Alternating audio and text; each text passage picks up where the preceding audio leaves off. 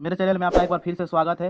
मैं आज बात करूंगा सोशल साइंस मॉडल सेट 4 की ऑब्जेक्टिव क्वेश्चन जो 2023 एग्जाम के नजरिए से बहुत ही महत्वपूर्ण क्वेश्चन है। तो चलिए क्वेश्चन नंबर 1 कुछ इस टाइप में यहाँ पे है। ब्रेस्ट लिटोवस्क की संधि किन दो देशों के बीच में हुई थी? ठीक है, एक संधि है, संधि मतलब मीटिंग होता है, मीटिंग दो देशों के बीच में होता है। आप लोग इसे याद रखिएगा, रूस और जर्मनी। इसको याद कैसे रखिएगा? जमीन में रूस गए, जमीन में रूस गए, यानी कि जा से जर्मनी और रूस है रूस। ठीक है, तो लिटोवस्क की संधि किन दो देशों के बीच में हुई थी? रूस और जर्मनी। अब आते हैं क्वेश्चन नंबर 2 की ओर। तो क्वेश्चन नंबर 2 में बोल रहा है मार्च 1946 में फ्रांस तथा वियतनाम के बीच में होने वाली समझौता किस नाम से जाना जाता है? एक समझौता हुआ था वियतनाम और फ्रांस के बीच में, उसको हम लोग कौन से समझौता बोलते हैं? हनोई समझौता। क्या बोलते हैं? हनोई समझौता। अब आते हैं क्वेश्चन नंबर 3 की ओर। क्वेश्चन नंबर 3 में बोल रहा है पूर्ण स्वराज की मांग का प्रस्ताव कांग्रेस के किस वार्षिक अधिवेशन में पारित हुआ था? आप लोग याद रखिएगा, 1929 लाहौर, 1929 लाहौर में। ठीक है मेरे दोस्त। अब आते हैं क्वेश्चन नंबर 4 की ओर।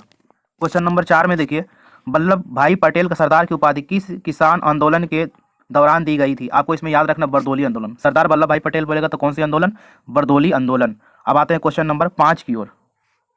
देखिए क्वेश्चन नंबर 5 है, भारत के लिए पहला फैक्ट्री कब पारित किया गया था?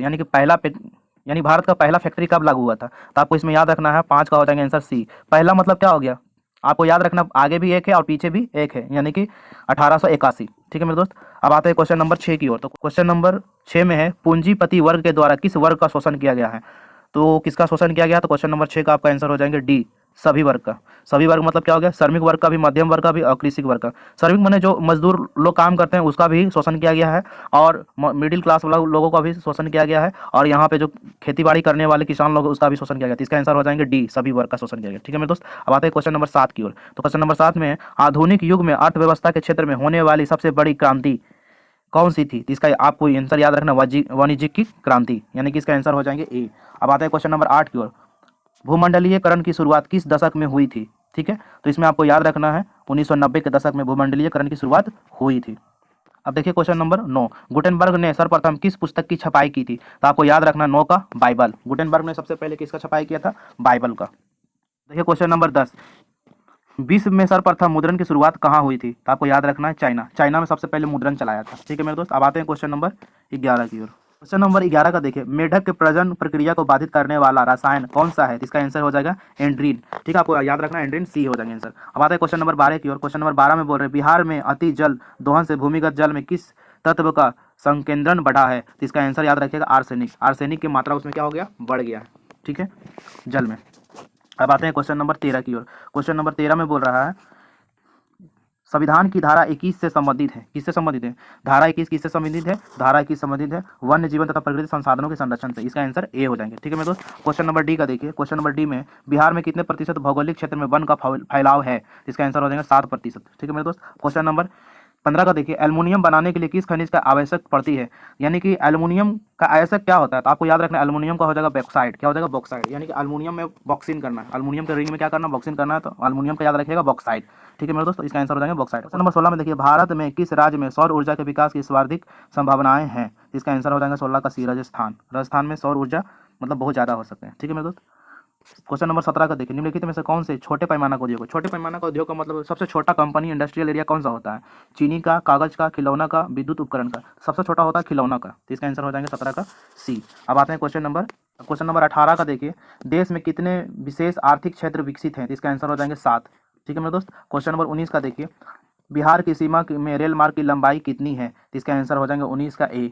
ठीक है, 6283 किलोमीटर। क्वेश्चन नंबर 20 में देखिए, तल चिन्ह की सहायता से किसी स्थान विशेष की मापी की गई ऊंचाई को क्या कहा जाता है? तो आपको 20 में याद रखना है, इसको कहा जाता है स्थानिक ऊंचाई। ठीक है मेरे दोस्त। अब आते हैं क्वेश्चन नंबर 21 की ओर। 21 में देखिए, जब हम लैंगिक विभाजन की बात करते हैं तो हमारा अभिप्राय होता है, क्या होता है? इसका आंसर हो जाएगा बी। इसमें हो जाएगा समाज द्वारा स्त्री और पुरुषों की दी गई असमान भूमिकाएं। ठीक है मेरे दोस्त, इसका आंसर बी हो जाएंगे। क्वेश्चन नंबर 22 में देखिए, क्वेश्चन नंबर 22 में बोल रहा है, क्वेश्चन नंबर 22 में बोल रहे हैं भारतीय संविधान के बारे में इनमें से कौन सा कथन सही है? तो आपको 22 में याद रखना है, इसका आंसर हो जाएंगे ए में, यह धर्म के आधार पर भेदभाव की मन ही करता है। ठीक है, तो इसका आंसर हो जाएंगे ए। अब आते हैं क्वेश्चन नंबर 23 की ओर। क्वेश्चन नंबर 23 देखिए, सत्ता में साझेदारी सही है क्योंकि? तो इसमें क्यों सत्ता की साझेदारी क्यों सही है? आपको इसमें याद रखना विभिन्न समुदायों के बीच टकराव कम करती है, इसलिए सही है। ठीक है मेरे दोस्त। अब आते हैं क्वेश्चन नंबर 24 की ओर। क्वेश्चन नंबर 24 में बोल रहे हैं वर्ष 1975 भारतीय राजनीति में किस लिए जाना जाता है? इसका आंसर हो जाएगा सी, देश में आपातकाल लागू हुआ था, इसलिए 1975 राजनीतिक के लिए जाना जाता है। ठीक है मेरे दोस्त, अब आते हैं क्वेश्चन नंबर 25 की ओर। क्वेश्चन नंबर 25 में देखिए, बिहार में संपूर्ण क्रांति का नेतृत्व निम्नलिखित में से किसने किया था? तो इसका आंसर हो जाएगा जयप्रकाश नारायण। ठीक है मेरे दोस्त, अब आते हैं क्वेश्चन नंबर 26 की ओर। नर्मदा नदी घाटी परियोजना किस राज्यों से संबंधित है? तो आपको याद रखना है इसमें गुजरात, महाराष्ट्र और मध्य प्रदेश, तीनों से। ठीक है, MMG याद रखिएगा, महाराष्ट्र, मध्य प्रदेश और गुजरात, MMG। ठीक है मेरे दोस्त, अब आते हैं क्वेश्चन नंबर 27 की ओर। क्वेश्चन नंबर 27 में निम्नलिखित में से किसे लोकतंत्र का प्राण माना गया है? तो इसका आंसर हो जाएंगे राजनीतिक दल को प्राण माना गया है। ठीक है मेरे दोस्त, क्वेश्चन नंबर 28 में बोल रहा है दल बदल कानून निम्नलिखित में से किस पर लागू होता है? संसदों और विधायकों द्वारा, यानी कि यही दो में क्या हो सकता है? दल बदल लागू हो सकता है। राष्ट्रपति और उपराष्ट्रपति में दल बदल नहीं होता है, तो किस में हो जाएगा? संसद और विधायकों द्वारा। अब आते हैं क्वेश्चन नंबर 29 की ओर।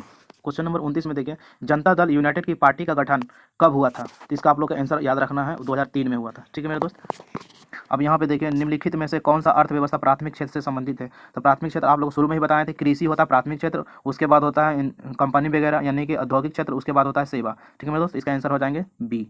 अब आते हैं क्वेश्चन नंबर 31 की ओर। क्वेश्चन नंबर 31 में बोल रहे हैं जिस देश की प्रति व्यक्ति आय अधिक होती है वह देश कहलाता है, क्या कहलाएगा? विकसित देश कहलाएगा। क्या कहलाएगा? विकसित देश। क्या कहलाएगा? विकसित देश। क्वेश्चन नंबर 32 की ओर। क्वेश्चन नंबर 32 का देखिए, बिहार के किस जिले की प्रति व्यक्ति आय सर्वाधिक है? तो इसका आंसर हो जाएंगे पटना। पटना का बहुत ज़्यादा है। क्वेश्चन नंबर 33 में देखिए, भारत का केंद्रीय बैंक कौन सा है? भारत का केंद्रीय बैंक कौन सा है? तो केंद्रीय बैंक किसको बोलते हैं? जहाँ पे नोट वगैरह सारा चीज़ छपता होता है, प्रिंट होता है, जहाँ पे नोट प्रिंट होता है उसको हम लोग केंद्रीय बैंक कहते हैं। तो इसको आप लोग याद रखिएगा, रिजर्व बैंक ऑफ इंडिया। ठीक है मेरे दोस्त, अब आते हैं क्वेश्चन नंबर 34 की ओर। तो क्वेश्चन नंबर 34 में बोल रहा है व्यावसायिक बैंकों का सर्वप्रथम राष्ट्रीयकरण कब हुआ था? आप लोग इसमें याद रखिएगा 1980 में हुआ था। ठीक है मेरे दोस्त, अब आते हैं क्वेश्चन नंबर 35 की ओर। क्वेश्चन नंबर 35 में देखिए, ऊर्जा के मुख्य स्रोत क्या है? तो ऊर्जा का जो मुख्य स्रोत है वो है कोयला। कोयला ऊर्जा मतलब क्या होगा? जो बिजली वगैरह बनाते हैं तो सबसे पहले हम लोग कोयला से ही जो मुख्य स्रोत है वो कोयला है। क्वेश्चन नंबर 26 का देखिए क्या है। क्वेश्चन नंबर 26 बोल रहा है इनमें से कौन सी बहुराष्ट्रीय कंपनी यानी कि मल्टीनेशनल कंपनी कौन कौन सी है? तो इसमें तीनों का तीनों मल्टीनेशनल कंपनी है। इसका आंसर हो जाएगा इनमें से सभी, सैमसंग भी, फोर्ड मोटर्स भी, कोका कोला, सब क्या है?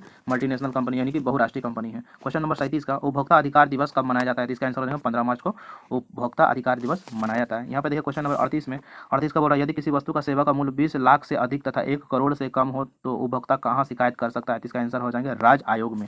ठीक है मेरे दोस्त, अब आते हैं क्वेश्चन नंबर 39 की ओर। 39 में है भारत में करेंसी नोट जारी करता है, तो करेंसी नोट कौन जारी करेगा? तो भारतीय रिजर्व बैंक ऑफ इंडिया। आप लोग इसमें आंसर याद रखना सी। ठीक है, अब क्वेश्चन नंबर देखिए यहाँ पे, क्वेश्चन नंबर देखिए यहाँ पे 40 का, इसने कहा मुद्रा हुआ है जो मुद्रा का कार्य करती है? तो इसका आप लोग आंसर याद रखिएगा होटले विदर्स। ठीक है मेरे दोस्त, तो इस टाइप से आपका क्वेश्चन सारा ऑब्जेक्टिव का 5 सेट मैंने कंप्लीट करा दिया है। अब नेक्स्ट वीडियो में हम सब्जेक्टिव के साथ आपको सारा सोशल कंप्लीट करवा देंगे। ठीक है मेरे दोस्त, तब तक के लिए नमस्कार।